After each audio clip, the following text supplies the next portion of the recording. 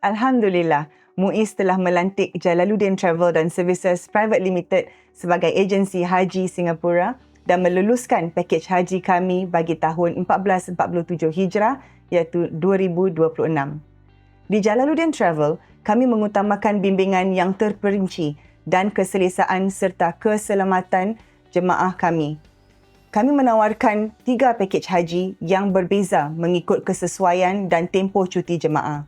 Tahun ini, keistimewaan semua pakej barakah kami bermula di Madinah serta penginapan bertaraf hotel untuk tempoh hari-hari haji dari 1 hingga 14 Zulhijjah. Pergerakan awal Madinah ini membantu jemaah menyesuaikan diri dengan cuaca yang panas serta persiapan kerohanian yang mantap.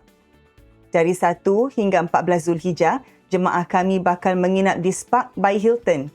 Bangunan yang baru dan fasilitas yang bertaraf hotel di kawasan Azizia memudahkan jemaah untuk ulang-alik ke Jamrah pada hari-hari tasyrik.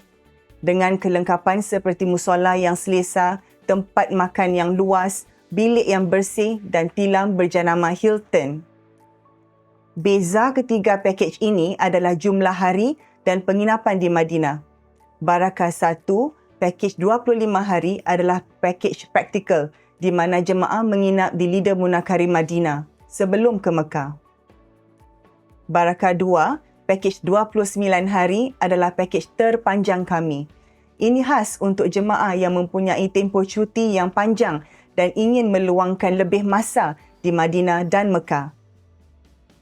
Barakah 3, pakej 24 hari pula adalah pakej premium di mana jemaah berpeluang untuk merasakan sedikit kemewahan dan keselesaan di Hotel 5 Bintang Antarabangsa Madinah Hilton. Madinah Hilton ini terletak beberapa tapak sahaja dari pintu utama Masjidil Nabawi. Di Mekah pula, semua jemaah Jalaluddin Travel and Services Private Limited akan menginap di salah satu hotel terbaik dan terdekat dengan Masjidil Haram. Jemaah pasti menghargai kemudahan dan jarak Al-Ghufran yang begitu dekat dengan Masjidil Haram.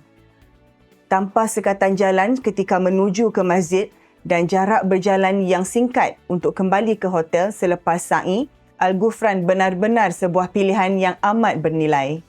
Hanya beberapa tapak ke pintu King Abdul Aziz, Hotel Al-Ghufran menyediakan bilik yang mewah dan selesa serta hidangan makanan full board international yang memuaskan. Jemaah tidak akan jemu dengan hidangan yang pelbagai cita rasa. Hotel ini juga digunakan jemaah kami bagi musim umrah. Setiap pakej mempunyai kelebihan yang tersendiri.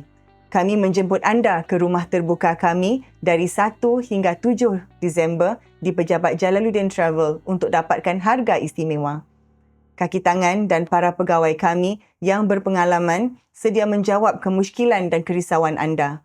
Kita jumpa di Jalaluddin Travel dan Services Private Limited.